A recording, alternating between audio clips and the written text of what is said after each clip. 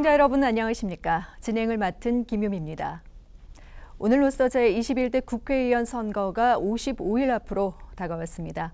유권자들의 현명한 판단과 선택을 돕기 위해 더불어민주당 광주 동남을 경선 토론을 마련했는데요. 오늘 이 자리에는 더불어민주당 김혜경 후보와 이병훈 후보 이렇게 두 명의 후보를 모시고 비전과 정책을 들어보겠습니다. 이번 초청 토론은 광주 CBS, 무등일보, 뉴시스, KCTV 광주방송, CNB 광주방송이 공동 주최로 지금부터 50분간 생방송으로 진행됩니다. 그럼 오늘 토론을 위해 참석해 주신 경선 후보자들을 소개하고 간단한 인사를 나눠보겠습니다. 사전 추첨을 통해 좌석과 순서가 배치됐다는 점 알려드립니다. 자, 먼저 김혜경 후보입니다. 안녕하십니까? 김혜경입니다. 이어서 이병훈 후보입니다. 안녕하십니까? 이병훈입니다. 네, 오늘 토론은 두 후보 모두에게 묻는 공통 질문과 그에 대한 답변을 듣고 후보 간에 서로의 의견을 묻고 답하는 상호 토론, 그리고 각 후보가 주도권을 갖고 다른 후보들과 토론하는 주도권 토론으로 진행합니다. 정해진 발언 순서와 발언 시간 지켜주시고 후보들의 정책과 자질을 검증하는 토론이 될 수 있도록 협조해 주시기 바랍니다. 자, 그럼 오늘 첫 순서로 모두 발언이 있겠습니다. 먼저 김혜경 후보부터 모두 발언해 주시죠. 시간은 2분 드리겠습니다. 안녕하십니까? 금융경제 전문가, 광주은행 최초 여성 임원 출신, 더불어민주당 동남을 국회의원 예비 후보 김혜경입니다. 정치 신인으로 정말 힘들게 이 자리까지 왔습니다. 동남을 주민들 한 분 한 분 성원과 지지가 있었기 때문입니다. 이 자리를 빌어서 지역민들에게 정말 감사와 사랑한다는 말씀을 올립니다. 저 이야기를 소개해드리겠습니다. 저는 광주 동구에서 약 45년간 동구 토박이입니다. 중학교, 고등학교를 졸업하였고요. 동구에 있는 광주은행에 1981년에 입사하여 약 30년 만에 광주은행 최초 여성 임원이 되었습니다. 퇴직 이후에도 게을리지 않고 당신도 여성 리더가 될 수 있다라는 책을 출간하였으며 이 책은 현재 한국금융연수원 교재로 선정됐습니다. 이러한 공로들로 인해서 저는 2016년에 여성 혁신 리더상을 수상하기도 하였습니다. 나아가 금융인이 법조계로 진출해서 법률사무소에 상임 고문을 맡기도 하였습니다. 이는 혁신적인 모델이기도 합니다. 현재까지 후배들의 내비게이션이 되고 있습니다. 이제 인생 산막은 당당하게 국가 지역 발전을 위해 봉사하는 일꾼이 되고자 이 자리에 섰습니다. 금융 전문가로서 33년간 현장에서 체험한 과거의 경험을 바탕으로 도전하고자 합니다. 한 여론조사에 의하면 국민들로부터 가장 신뢰를 못한 직업군이 국회의원이라고 합니다. 저는 국민의 신뢰를 받는 상생의 정치 문화를 만들어가고 싶습니다. 네, 이어서 이병훈 후보의 모두 발언 듣겠습니다. 역시 2분입니다. 안녕하십니까? 이병훈입니다. 요즘 코로나 바이러스 때문에 얼마나 고통이 심하십니까? 그러나 지금 우리 능히 극복할 수 있는 그런 우리 국민들이라고 생각합니다. 이제 좀 지역 경제도 코로나 바이러스 때문에 굉장히 어려운데 이제 조금 이제 시장도 가시고 또 꽃도 사시고 또 식당에도 좀 들려주시면 지역 경제에 큰 도움이 될까 생각합니다. 그러기 위해서는 물론 이제 마스크라든가 손을 씻는 것은 기본이겠습니다. 여러분, 이번에 제가 총선에 세 번째 도전하게 됐습니다. 3세판입니다. 그동안 저는 공직생활 30년과 야인생활 8년을 했습니다. 30년 세월 동안에 가장 경험에 추억에 남는 것은 아시아문화 전당을 건립한 것, 또 광주형 일자리를 추진한 것이었습니다. 야인생활 중에서 가장 추억에 남는 것은 두 차례에 걸친 문재인 대통령 후보에 대해서 공동선대위원장 그리고 선대본부장을 했던 경험입니다. 그러나 그 무엇보다도 중요한 것은 8년의 세월 동안에 민생의 경험, 민생의 현장에서 민생의 애환을 느꼈다는 것입니다. 저는 이 경험을 토대로 해서 국회를 나가게 되면은 일자리를 만드는 문제, 문화를 통한 경제 발전을 추진하는 데 앞장서겠습니다. 존경하는 광주 시민 여러분, 우리는 오랫동안 이어져온 낡은 정치의 틀을 바꿔야 됩니다. 이제는 새로운 변화가 필요합니다. 광주는 이 새로운 시대를 비추는 환한 거울입니다. 그런 의미에서 이번 국회의원 선거는 대단히 중요합니다. 새로운 대한민국과 새로운 광주를 위한 즐거운 변화, 여러분과 함께 지금 시작합니다. 감사합니다. 네, 두 후보의 모두 발언 들어봤습니다. 자, 이제 본격적인 토론에 들어가 보겠습니다. 먼저 두 후보에게 공통으로 묻겠습니다. 광주 동구는 인구가 줄면서 남구의 선거구에 편입됐습니다. 과거 전남도청 소재지였던 것이 무색할 만큼 공동화 현상을 비롯해서 경제적으로도 낙후된 지 오래됐는데요. 이런 현상은 동구뿐 아니라 지금 양림, 방림, 사직, 백운동도 마찬가지입니다. 이렇게 오래된 주거 환경과 빈약한 기반 시설 등을 현실적으로 개선할 수 있는 방향은 무엇인지에 대해서 후보의 답변을 들어보겠습니다. 자, 먼저 이병훈 후보 답변 시간 3분 드리겠습니다. 예, 광주 동구와 또 양림, 방림, 백운, 사직, 여기가 광주의 그 구도심, 원도심이라고 말할 수 있는 곳이죠. 옛날에 잘 살았던 지역입니다. 그러나 이제 지금은 굉장히 원도심이 낙후돼 있죠. 그 원인은 크게 봐서 이렇게 볼 수 있을 겁니다. 먼저 이제 전남도청이 이 목포로 이전했던 것이 굉장히 큰 원인이 됐었을 것이고, 또 광주시 행정이 구도심에 대한 지원 정책보다는 이 밖으로 외곽으로 개발을 추진했던 그 스프롤 현상, 그런 예를 들면 수안지구라든가 상무지구 이런 데를 많이 개발을 하다 보니까 원도심에 대한 배려가 굉장히 부족했던 것으로 보여집니다. 그러다 보니까 인구도 감소되고 상권이 붕괴되는 그런 현상이 나왔었죠. 지금 동구 인구는 10만도 되지 않습니다. 우리 호남 정치경제 1번지 동구, 또 양림, 방림, 백운, 사직, 이곳이 가장 취약한 곳인데 이제는 더 이상 나빠질 것이 없습니다. 이제 유턴 현상이 전 세계적으로 이루어지고 있는데 원도심에 대한 것은 앞으로 발전이 될 수밖에 없다, 이렇게 보고, 제가 볼 때는 제일 중요한 것은 도시재생 기법이 중요한데, 이 도시재생은 주거 환경도 개선하고 또 골목 상권을 보호하면서 일자리를 만들어내는 이러한 세 가지 축을 전제로 했을 때 진정한 의미의 도시재생이 될 것이다. 그걸 위해서 어떻게 할 것이냐. 하드웨어 부분이 있고 소프트웨어 부분이 있죠. 하드웨어 부분은 노후주택을 정비하는 문제하고 또 물길이나 바람길, 또 사람길을 정비하는 것이 대단히 중요한 것이다라고 생각이 됩니다. 소프트웨어 측면에서는 주민의 일자리를 많이 만드는 소득증대 정책을 많이 써야 되고, 또 사회 안전망을 확대해서 안전한 도시를 만들어내는 것이 대단히 소중합니다. 물론 여기에는 기후변화에 대한 대응도 해야 됩니다. 고층 아파트 중심으로 짓다 보니까 바람길을 많이 막게 되고 열섬 현상이 생기고 미세먼지가 생긴다는 점을 아주 각별히 고려해야 되겠습니다. 주거환경 부분은 재개발도 필요합니다. 그러나 재개발 위주로만 가서는 안 되고 도시재생 기법도 필요하고, 또 주거환경 개선 사업을 통해서 주민의 삶의 질을, 주거환경을 개선해주는 여러 가지 기법이 필요하다고 생각이 됩니다. 소프트웨어 부분에서는 상권 활성화를 위해서 제가 정말 그 소상공인 협동조합을 적극 키우는 것도 있고, 지금 자영업자하고 소상공인을 보호하기 위해서는 이 플랫폼 문화 때문에 굉장히 어려움을 겪고 있습니다. 우리가 배달의 지역이나 여기요에 얼마나 많은 수수료를 냅니까? 저는 공공용 플랫폼을 만들어야 된다. 공공용으로 만들어 놓으면은 그 소상공인이나 또 자영업자가 부담할 그 수수료를 공공 측면에서 부담해주는 그런 것이 될 수 있다고 생각하고, 마지막으로 푸른 길을 더 확대해서 시민의 공간을 만들어야 된다, 이렇게 생각합니다. 네. 자, 다음 김혜경 후보 역시 3분 드리겠습니다. 네, 저는 첫째 도시재생이 그 답이라고 생각합니다. 도시재생의 답으로는 저희 광주의 특성인 문화를 통한 방법이 있고요.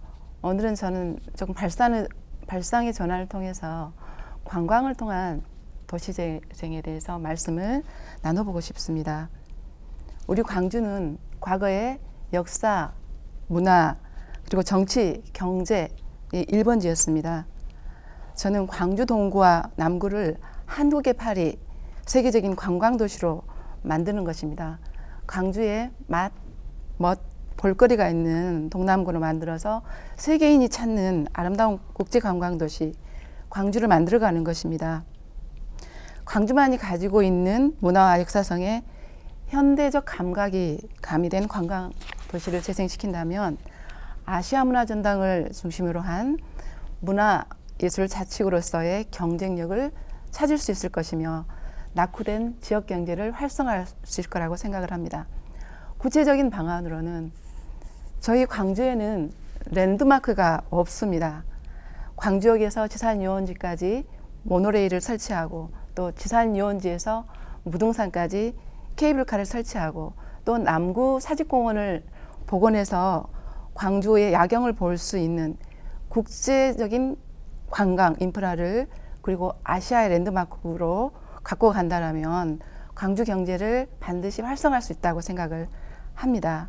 얼마 전 목포는 해상 케이블카를 개통하여 대박을 이루었습니다.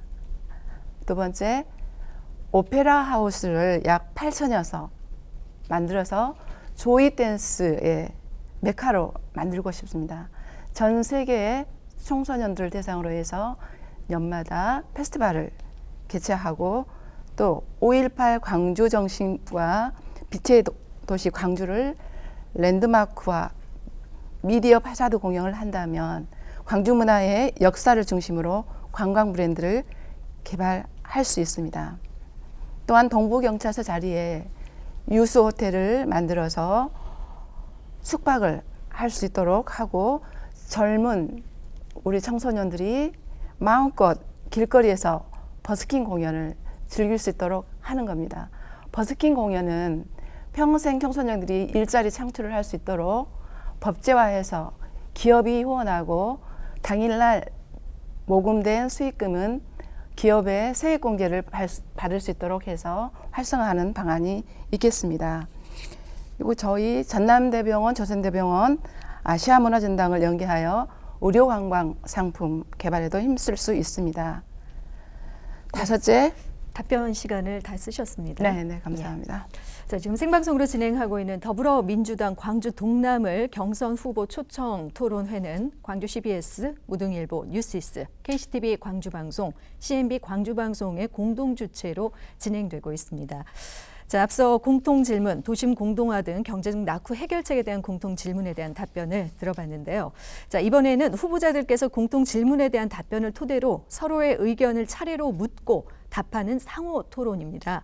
1분 30초 동안 질문을 하고 상대 후보도 마찬가지로 1분 30초 동안 답변하시면 되겠습니다. 자, 먼저 김혜경 후보 질문해 주시죠.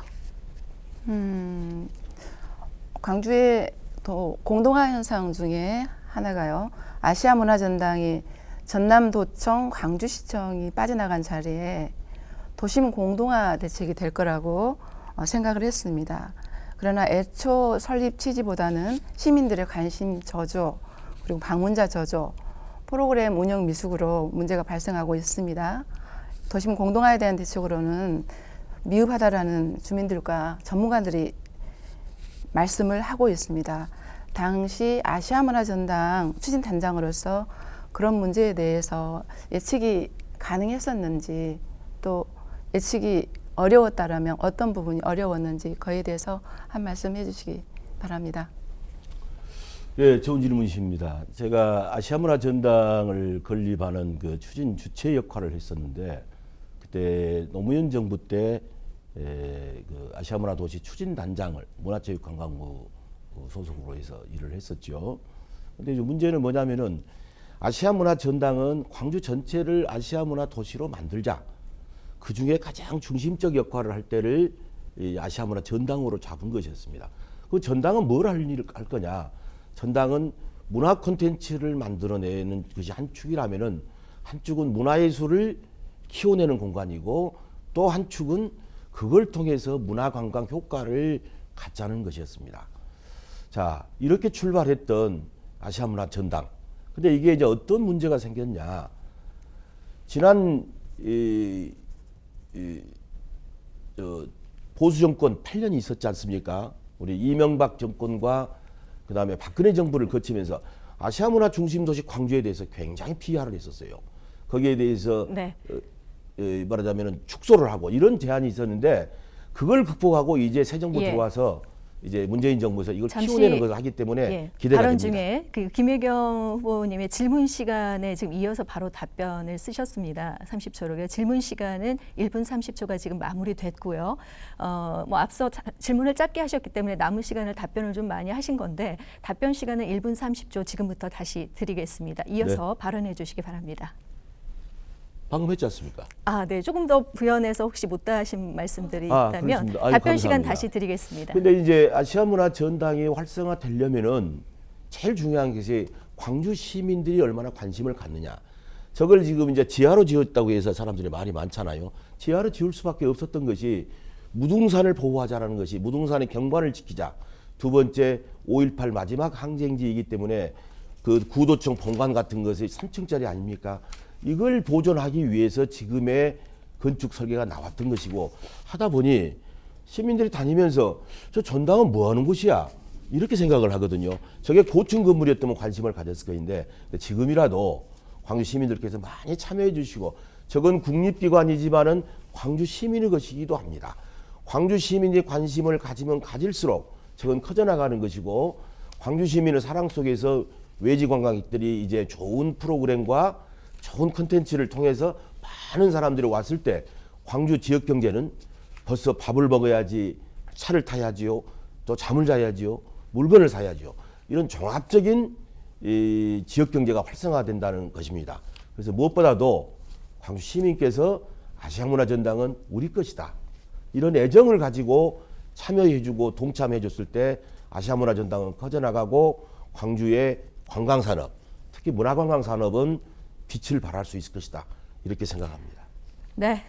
후보자들이 첫 번째 공통 질문에 대한 답변을 토대로 상호 토론을 펼치고 있습니다. 질문 시간이 1분 30초인 만큼 이 질문에 할애된 시간을 다 쓰시고 혹시 못하시면 이 시간은 없어지기 때문에 충분히 이 시간을 활용하시기 바랍니다. 자, 이번에는 이병훈 후보 질문해 주실 차례입니다. 1분 30초 드립니다.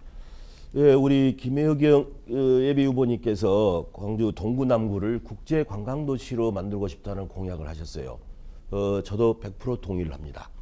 이런 정책이 누가 후보가 되든지 간에 구현이 되기를 진심으로 기대를 하면서 지금 보니까 조이댄스 공연장 건립이라든가 그다음에 아까 말씀하신 게 그 뭐 모노레일 그 지산 유원지 쪽에 모노레일을 설치하는 그런 문제 이런 것들을 그다음에 사직공원을 복원하는 거 이런 거 다 좋습니다. 저도 동의를 하는데 이제 다만 우리가 광주가 잘할 수 있는 게 집중해야 된다. 그 말씀 동의합니다. 광주가 잘할 수 있는 것은 음식, 맛이죠.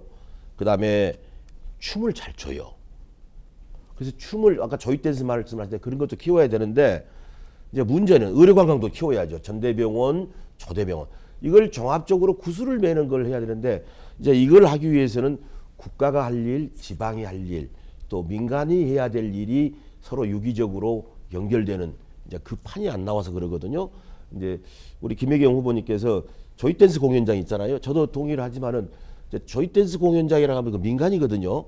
그러면 이제 이게 국가 차원에서 어떻게 했으면 좋겠는지 그걸 한번 그다음에 모노레일도 마찬가지입니다. 그 두 개에 대해서 답변을 좀 해주시 부탁드립니다. 네, 김혜경 후보 답변 듣겠습니다. 네, 저 공약으로 발표를 했습니다만 제가 구체적으로 중장기 계획은 수립하지 않은 상황입니다. 그러나 아까 이병훈 후보님께서 말씀했던 조이댄스 공연장 그리고 모노레일 설치 관련 부분들은 1차적으로 광주시와 먼저 그리고 협의체를 만들어서 주민들 의견 또 기관 관련 업체 그리고 시민 단체들의 협의체를 만들어서 충분히 수렴한 다음에 우리 지자체를 넘어서 국가 지원이 필요하다라면 단계적으로 중장기적으로 예산을 확보해서 추진하는 방법이 있다 할 수 있겠습니다. 네. 예. 답변 다 하신 거죠? 네. 예. 첫 번째 공통 질문에 대한 답변과 그에 따른 상호 토론 를 함께했습니다. 자, 이어서 두 번째 공통 질문 드립니다. 무등산 국립공원이 가까운 동구가 문화예술과 자연 환경이 어우러진 신흥 주거 지역으로 떠오르고 있습니다. 30여 곳에 달하는 광주 지역 재개발 구역 중에 동구 지역 재개발이 활발한 움직임을 보이고 있는데요. 일부 재개발 부동산 급등 문제, 젠트리피케이션 등의 문제, 이 문제에 대해서 어떻게 풀어야 할지에 대한 후보자들의 생각을 들어보겠습니다. 먼저 김혜경 후보 답변 시간 3분 드리겠습니다. 네, 답변 드리겠습니다. 먼저 젠트리피케이션에 대해서 말씀드리겠습니다. 전문가들이 동의하듯이 젠트리피케이션은 사전에 예방되어야 합니다. 한번 임대료가 상승하면 정부가 시장 가격을 통제할 수가 없기 때문에 임대료 상승이 이루어지기 전에 차단하는 방법이 최선이라고 생각합니다. 예를 들면 건물주가 세입자와 새로 계약을 할 때 지역 평균 임대료의 1% 이상을 올려받지 못하게 하는 제도가 도입돼야 할 것입니다. 서울 성동구에서는 2015년 9월 전국 최초로 서울특별시 성동구 지역공동체 상호협력 및 지속가능발전구역 지정에 관한 조례를 제정했습니다. 두 번째, 젠트리피케이션을 야기하는 대형 프랜차이즈 입점을 제한적으로 억제하는 방안도 생각해 볼 필요가 있습니다. 차임 보증금을 증액하는 경우에도 직전 임대차 계약의 차입 및 보증금의 100분의 10 금액을 초과하지 못하게 하는 법률 제정도 있을 것입니다. 다음 두 번째 질문 말씀드리겠습니다. 재개발 지역이 아파트 가격이 급등한 이유를 먼저 살펴보겠습니다.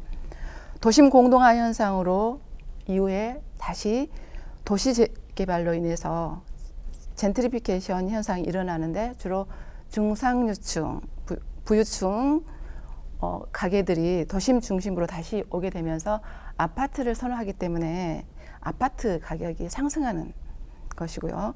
두 번째 원인으로는 갭 투자 형식으로 일어나게 됩니다. 일반적으로 전세 가격과 집을 사는 가격이 은행에서는 약 70% 이상의 대출을 하기 때문에 집을 사서 전세로 내놓는 것입니다. 예를 들자면 2억짜리 집 한 채를 사는 것보다 2억짜리 집 한 채를 사는 것보다 대출을 끼고 4개의 집을 사서 전세를 내놓는 형식입니다. 그러다 보니까 아파트 가격이 올라갈 수밖에 없습니다. 두 번째는 은행 금리와 임대료의 차이 때문입니다. 은행 금리는 3 내지 5%에 해당하는 반면 임대 수익은 12%입니다. 그래서 은행에서 저렴하게 대출을 받아서 임대 수익이 오는 경우가 있습니다. 그래서 정부에서는 1가구 1주택 이상의 대출을 제한하는 방법도 아파트 가격을 다운시키는, 진정시키는 그런 효과를 볼 수가 있겠습니다. 이상입니다. 네. 자, 이어서 이병훈 후보 역시 3분 내로 답변해 주시기 바랍니다. 예, 갑자기 지금 동구 지역에 재개발 바람이 불었습니다. 여기저기서 지금 현재 동남울구 지역에 17개 재개발 사업이 지금 벌어지고 있거든요. 지금 동구 지역에 15개, 우리 남구 지역에 양림방림 백운사직 쪽에 2군데가 지금 재개발이 이루어지고 있습니다. 지금 그동안에 살기가 원도심이 워낙 살기가 주택 구조가 힘들었기 때문에 재개발 열풍이 부은 것은 사실입니다. 그러나 이게 너무 일방적으로 가다 보니 너무 고층 아파트 중심으로 가면서 바람길을 맞게 되고 이 통풍이 안 되고 이런 문제를 유발함과 동시에 가격이 너무 비싸요. 웬만한 사람이 들어갈 수 없는 구조예요. 그런데다가 이제 원주민들 재정착률도 거의 보면은 10%에서 18% 이 사이에 머물러 있습니다. 말하자면은 그걸 다른 데로 쫓겨나게 되는 그런 부작용도 있다는 점, 이걸 우리가 예의 주시를 해야 될 필요가 있다고 보고, 더군다나 지금 광주가 전국 광역도시 중에서 투기 붐이 불다 보니까 이 수요가 우리 자체 수요라기보다는 외지 세력이 많이 들어와 있어서 가격을 많이 올려놓은 것이 되고 결국은 갈아타기 현상이 아닌가 굉장히 우려가 됩니다. 앞으로 이 부분은 도시가 형성이 되려면 단독주택도 필요하고 연립주택도 필요하고 아파트도 필요하고 타운하우스도 필요합니다. 그리고 아파트는 기존의 아파트는 리모델링 기법 같은 것을 많이 앞으로 활용해야 되고 재개발이 불가피한 데는 그렇게 가야 됩니다. 그렇게 하더라도 극소화해야 된다는 것으로 생각이 되고 앞으로 이 주택은요 공공주택을 많이 짓는 것이 이 길이 아닌가 싶습니다. 우리가 독일이나 외국 사례를 보면은 집이 주거의 목적이 돼야 되는데 말하자면 재산 형성이 수단이 되기 때문에 이런 문제가 된다. 그래서 재개발을 할 때도 공공시행제도 도입하는 것도 하나의 방안입니다. 그 다음에 마을별로 도시재생협동조합을 조성해서 이걸 키워내서 협동조합의 형태의 집을 짓는 것도 하나의 방안이 될 수 있겠습니다. 두 번째, 젠트리피케이션. 시청자 여러분 잘 모르시겠죠? 예술가들이 어떤 낙후지역을 들어가서 활동을 하다 보니까 사람들이 많이 찾아오다 보니 나중에 임대료가 올려놔서 쫓겨나는 현상을 젠트리피케이션이라고 합니다. 우리 광주에도 이런 일이 벌어지고 있어요. 양림동, 동명동이 대표적입니다.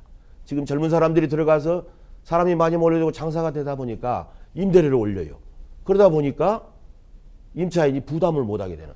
결국은 임대인, 임차인이 다 손해를 보는 경우가 나옵니다. 양림동 같은 경우도 어제 보니까 임대료가 250만 원이에요. 감당이 안 되는 겁니다. 상생 구조로 가기 위해서는 건물자와 세입자 간의 상생 노력이 필요합니다.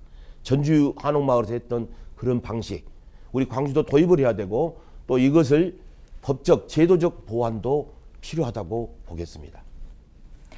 네, 동구의 재개발 부동산 급등 문제에 대한 두 후보의 답변을 들어봤고요. 자, 이번에도 공통 질문에 대한 답변을 토대로 서로 간에 상호 토론을 펼칠 텐데요. 1분 30초 동안 질문을 하고 상대 후보도 마찬가지로 1분 30초 동안 답변하시면 됩니다. 자, 먼저 이병훈 후보 질문해 주시죠. 아까 우리 김혜경 후보님께서 시간을 많이 주셨기 때문에 나도 조금 더 드리려합니다. 네. 거기 지금 제 생각에는 이게 이제 집을 이렇게 재개발 아파트를 지면은 돈을 번다. 당첨이 되면은 이 기대 심리가 많은데 기존의 아파트에서 갈아타기를 하잖아요. 근데 기존의 아파트는 안 팔립니다. 그리고 아파트 보급률이 굉장히 높거든요. 그렇다면은 소수의 주택 보유자들만 갈아타기 하면서 소득이 높아진다. 집값이 이제 막 뛴다 막 그러잖아요. 이제 불로소득처럼 우리가 가고 있는데 이건 우리나라 경제 정신에도 안 맞다고 보는데 그래서 이제 공공주택도 많이 짓고 이제 공급을 늘려야 된다 이렇게 생각하는데 여기에 대해서 우리 김혜경 후보님은 어떤 생각을 가지고 계시는지요?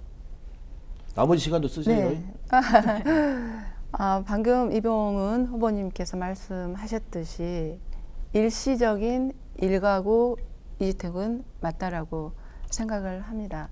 아시겠지만 우리 광주는 외지에서 투기 세력이 너무 지금 많이 들어와서 거품이 있는 상황입니다. 이런 상태에서 개인들이 무리하게 아파트 투자를 했을 때 그 투기 세력이 빠져나갔을 때 거품의 붕괴로 인해서 오히려 손해를 볼 리스크들이 대단히 많습니다.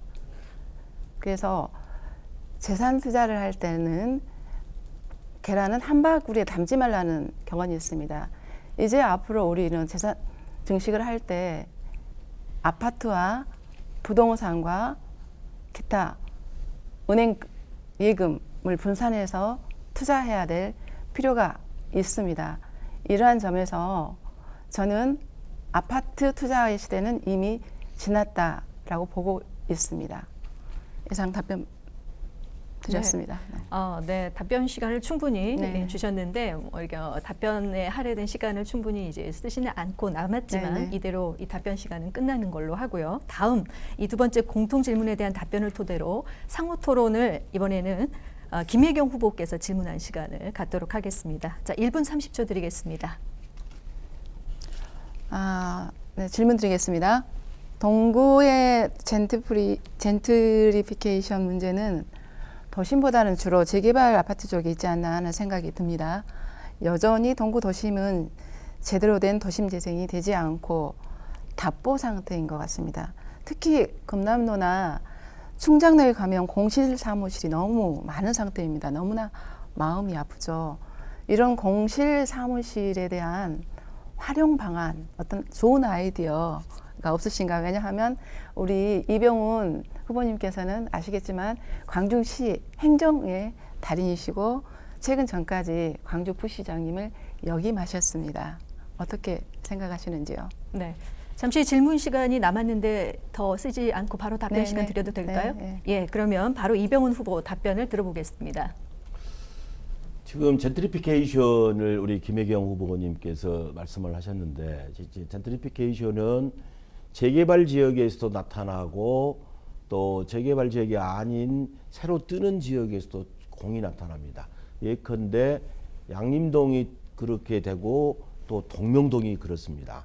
또 더불어서 금남로 일대의 건물에 공실률이 많습니다.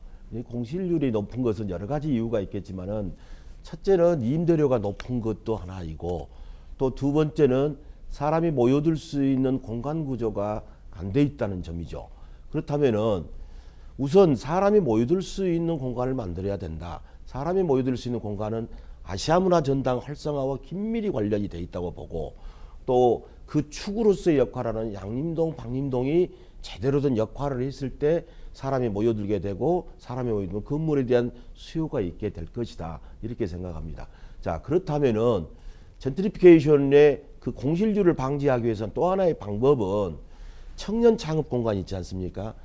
청년 창업 공간 같은 것을 우리가 과감하게 정부 시책이나 광주 시책 또는 구청에서 그런 공간을 활용하는 방법도 들어가야 되고 또 문화관광 활성화가 같이 연대됐을 때 그런 사람이 모여들고 건물에 대한 수요가 높아지고 또 임대인과 임차인의 적절한 관계 형성, 상생 정신 이게 중요하다고 봅니다.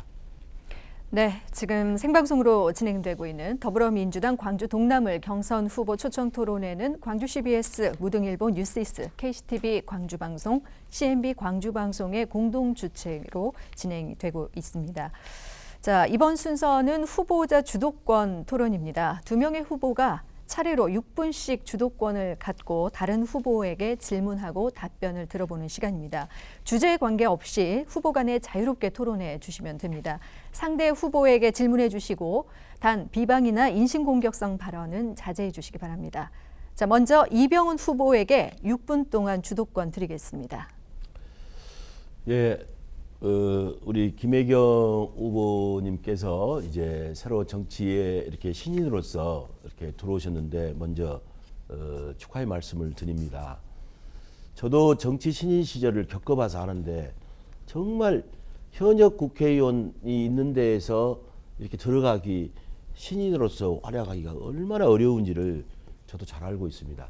근데 그러나 이제 우리는 그 어려움을 더불어민주당에서는 신인에 대한 배려를 하고 있지 않습니까? 이제 그게 뭐 양해는 안 찰지 모르지만은 예를 들어서 여성에 대한 것, 신인에 대한 것을 전체 득표율의 20%, 25%를 이렇게 부여를 하고 또 이제 그런 제도적 보완을 더불어민주당은 하고 있습니다. 오늘 새로 이렇게 신인으로 들어오시면서 어려움을 많이 겪고 계시는 우리 김혜경 후보님한테 몇 가지 우리가 서로 공유해야 될 것 같아서 질문을 좀 드리고자 합니다. 먼저 국회의원. 국회의원이라는 것은 주민의 대표이자 또 국민의 대표이지 않습니까? 그래서 어떤 자세와 어떤 마인드를 갖냐가 대단히 중요하다고 봅니다. 그런 의미에서 우리 김혜경 후보님께서는 그 국회의원이 되면은 어떤 정치인의 자세를 갖는 게 좋겠다. 이런 평소의 소신을 간단히 좀 말씀해 주시죠. 네, 질문 답변 드리겠습니다. 저는 이 지역은행인 광주은행에서 약 33년간 성장하였습니다. 제가 광주은행을 퇴임하고도 아직 가슴에 제 남아있는 거, 체화된 거는 사람을 많이 남긴 것입니다. 그것은 광주은행의 기업 문화이기 때문입니다. 기업과 기업이 상생하고 기업과 개인이 상생하고 개인과 고객이 상생하는 그런 윈윈의 기업 문화 속에서 자랐고 또 체화되었습니다. 그러나 제가 정치에 발을 들면서 정치 문화에 대해서 한번 귀를 기울여 봤습니다. 자, 정치 문화는 어떤가? 승자 독식의 그런 문화입니다. 자, 그래서 제가 취하했던 간단하게 해주시 제 시간이라 간결하게 해주세요. 네. 그래서 정치도 서로 윈윈하는 그런 상생의 정치 문화를 저는 일고 가보고 싶습니다. 저 그 말씀에 대해서 동의를 하고 네. 저도 그렇게 생각을 해요. 아직 그 국회에 입성은 안 했지만은 정말 초심을 잃지 말아야 되겠다. 저는 무엇보다 중시 여기는 거 정치인들이 왔다 갔다 하는 게 되게 마음에 안 들었어요. 네. 그래서 백범 선생 말씀을 제가 항상 가슴에 담고 다니는데 우리가 눈 덮인 사냐를 함부로 걷지 마라. 그 발자국이 뒷사람의 이정표가 되니라. 네. 이런 말씀 있잖아요. 네. 그래서 우리가 신인이든 뭐 어쨌든 간에 그런 자세가 저는 중요하다고 생각합니다. 두 번째 질문을 제가 좀 드릴게요. 그 문재인 정부에서 이렇게 우리가 소득 주도 성장 정책을 지금 주창해서 하고 있지 않습니까? 소득 주도 성장 정책에 대해서 비판도 많아요. 그러나 또 굉장히 중요하지 않습니까? 그 문재인 정부의 소득 주도 성장 정책에 대한 우리 김혜경 후보의 견해를 간단하게 좀 말씀을 해주시죠. 네. 소득 주도 성장은 우리가 그동안 대기업 중심의 부를 축적해 왔습니다. 그러면서 노동자와 기업자의 부의 편차가 분명히 존재할 거라고 생각합니다. 그러나 그동안 고생했던 노동자에게 이제는 조금은 부를 재분배한다는 차원에서 소득 주도 성장은 필요하다라고 봅니다. 그러나 소득 주도 성장을 실시하면서 나타난 그런 단점들은 우리 정부가 하루속히 그런 제도들을 보완해서 메꿔 간다라면 정말 훌륭한 네. 정책이 될 거라고 생각을 합니다. 예. 저도 뭐 거의 똑같은 생각이 있거든요. 네네. 근데 이제 지금 이러거든요. 돈 있는 사람이 돈을 잘 안 쓰잖아요. 네. 그래도 가난한 서민이 돈을 쓰기 때문에 그 돈을 쓰기 때문에 경제가 돌아가는 것이잖아요. 네네. 그런데 이제 소득주도 성장 정책에서 소상공인들이나 이런 분들이 볼 때 굉장히 고통스러운 것이 이제 최저임금이 지금 8,590원인가 그러잖아요. 네. 최저임금에다가 또 법정 근로시간을 단축하다 보니까 어려움이 많아서 네. 그 불만들도 많으시고 그러시는데 사실은 이것도 문제이지만은 더 큰 문제는 제 생각에는 이 온라인 쇼핑몰 구매라고 생각해요. 네. 예. 직접 가서 구매를 안 하고 전부 온라인으로 하다 보니까 소상공인들이나 이런 분들이 어려워지잖아요. 그래서 저는 이제 두 가지 아마 동의하시리라고 보는데 최저임금도 이렇게 순차적으로 가자. 네. 그 다음에 온라인 플랫폼을 아까도 말씀드린 것처럼 공공적으로 네. 좀 보충해주면 좀 도움이 되지 않겠냐. 좋습니다. 예, 그렇게 생각합니다. 동의하시죠? 동의합니다. 아, 예, 예. 마지막으로 지금 우리나라 경제 정책 중에서 네. 가장 중요한 것이 한두 가지만 짚어주세요. 우리나라 경제 경제 정책이 우리가 개선해야 될 점. 저는 기업에서 근무를 했기 때문에 우리나라의 그러니까 이게 양적인 성장을 위해서는 대기업의 규제를 일정 부분 완화하는 것도 예, 좋다. 알겠습니다. 시간이 다 돼서 대기업 규제를 보시는데 네네. 저도 그 점에 대해서는 동의합니다. 네. 빈부격차를 해소하는 거. 네. 우리가 OECD 국가 중에서 노인 빈곤이 제일 높습니다. 빈부격차를 해소하는 거하고 일자리를 창출하는 거. 이게 정말 중요합니다. 네. 자, 이병훈 후보의 주도권 토론이었고요. 후보의 주도권 토론을 이어가고 있습니다. 이번에는 김혜경 후보에게 주도권 6분을 드리겠습니다. 네. 지금 저희 동남울 지역에 광주를 대표하는 전통시장 남광주 시장과 대인시장이 있습니다. 근본 구정 때도 대인시장과 남광주 시장에 인사를 갔습니다. 한결같이 하시는 말씀이 있었습니다. 세금은 가져가고 먹고 사는 거는 우리 문제라고 이구동성으로 그런 말을 하셨을 때 저의 마음은 너무너무 아팠습니다. 그래서 전통시장에 대한 또 재래시장에 대한 살기가 무엇보다도 급선무다라는 그런 생각이 들었고요. 이에 대해서 정부와 지방자치단체의 문제점은 무엇이고 또 우리 광주시가 공동으로 활성화해야 될 대책은 무엇인가라는 걸 한번 생각해 보았습니다. 그래서 제가 이제 최근에 벤치마킹을 한번 해봤는데요. 지금 군산의 재래시장이 지금 현대식 백화점화해서 활성화가 됐습니다. 그래서 우리 남광주 시장이나 대인시장도 현대식 백화점처럼 개선해 나간다라면, 우리가 백화점을 많이 간 이유는 먹고 놀고 쉴 수 있는 쾌적한 공간이 있기 때문이고, 또 주차 시설이 편리하기 때문입니다. 재래시장도 그처럼 현대식 백화점처럼 만들어 마음대로 먹고 놀고 쉬고, 또 주차 여부도 앱을 활용해서 인근에 있는 주차장을 공유를 하고, 또 비어 있을 경우는 앱을 통해서 비어 있는 위치를 확인해서 주차란을 만들어 간다라면 주차난 부분 충분히 해소가 될 거라고 생각을 합니다. 두 번째 방법은 야시장 관련 부분인데요. 야시장은 청소년들이 야간에 생업을 할 수 있는 이부 교대로 해서 운영하고 있는 사례들이 있습니다. 그러한 경우도 입법화해서 추진을 하거나 여러 가지 방법들이 있을 거라고 생각하고요.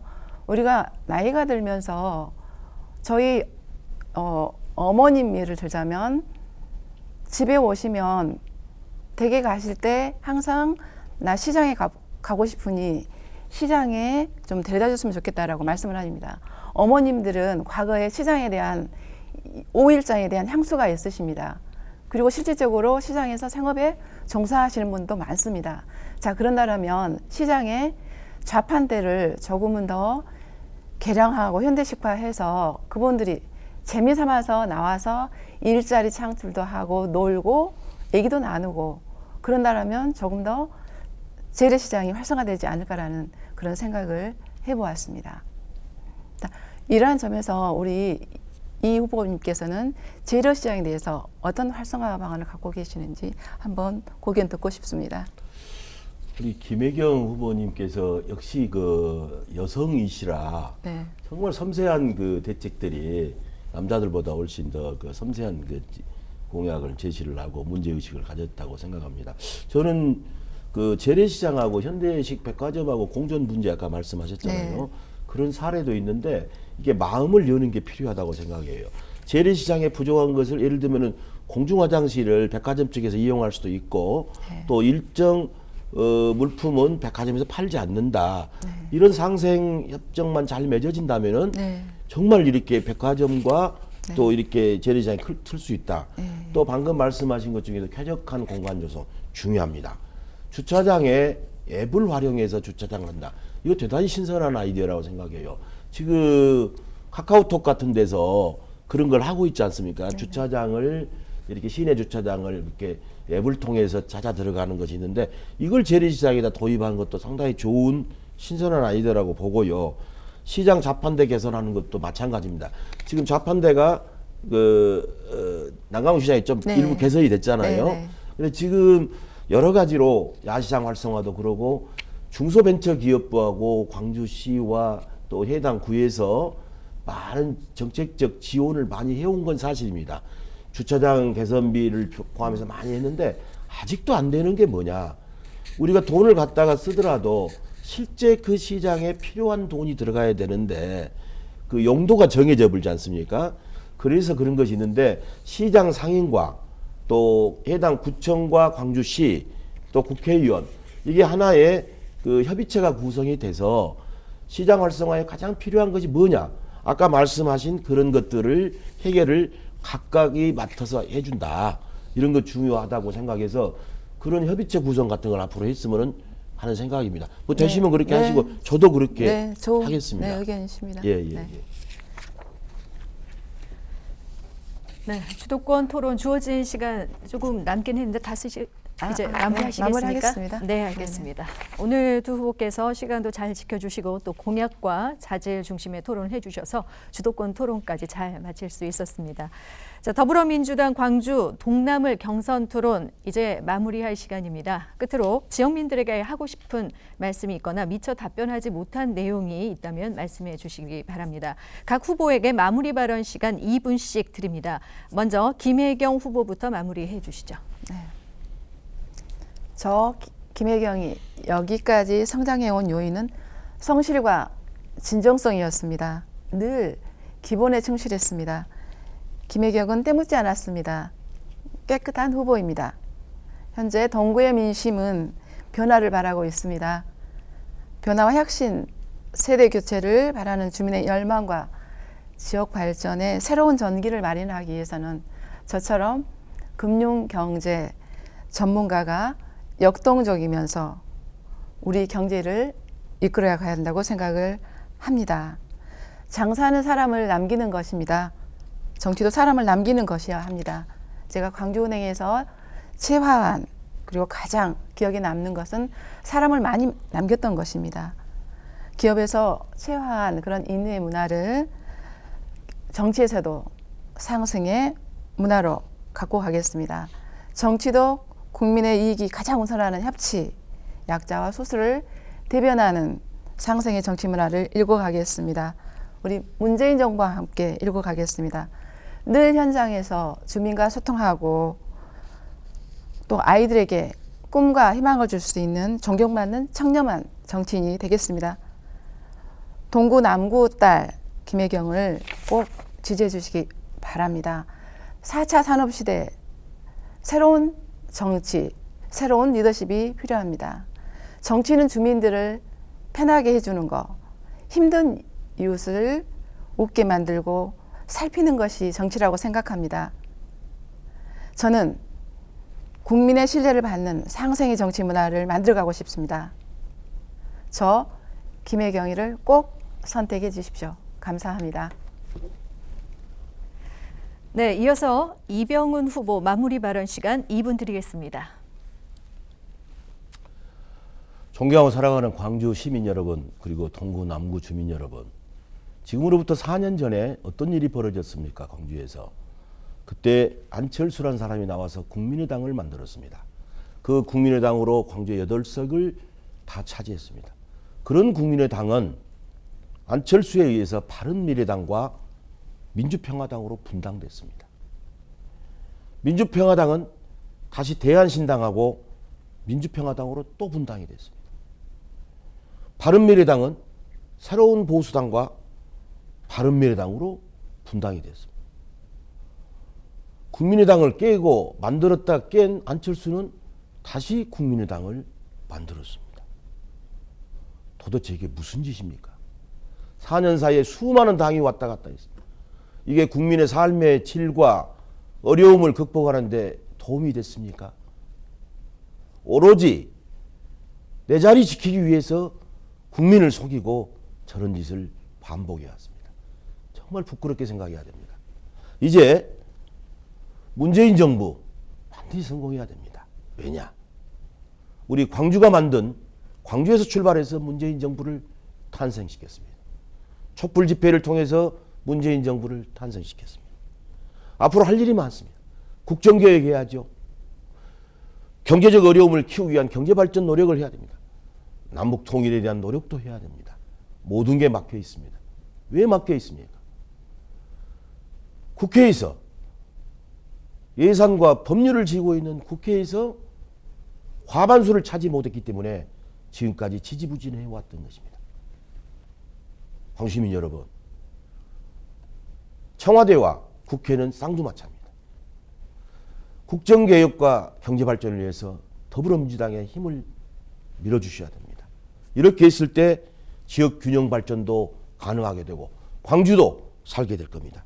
우리 국민의 열망인 현 정부, 문재인 정부의 성공을 위해서라도 이번에 눈을 부릅뜨시고 광주시민 여러분, 우리 더불어민주당 후보에게 지지를 해주시기 바랍니다. 저 특히 이병훈을 좀 많이 지지해 주시면 감사하겠습니다. 네. 감사합니다. 자, 모두 발언, 마무리 발언과까지 다 마치셨습니다. 오늘 토론이 유권자들의 현명한 선택에 많은 도움이 됐기를 바라면서 더불어민주당 광주 동남을 예비 후보 경선 토론 여기서 마치겠습니다. 바쁘신 가운데 이 자리에서 나와서 오늘 열띤 토론을 해주신 두 후보 모두 선전을 기원하겠습니다. 감사합니다. 네. 지금까지 광주 CBS, 무등일보, 뉴시스, KCTV 광주방송, CNB 광주방송이 공동 주최한 더불어민주당 광주 동남을 경선 토론이었습니다. 함께해 주신 시청자 여러분 감사합니다.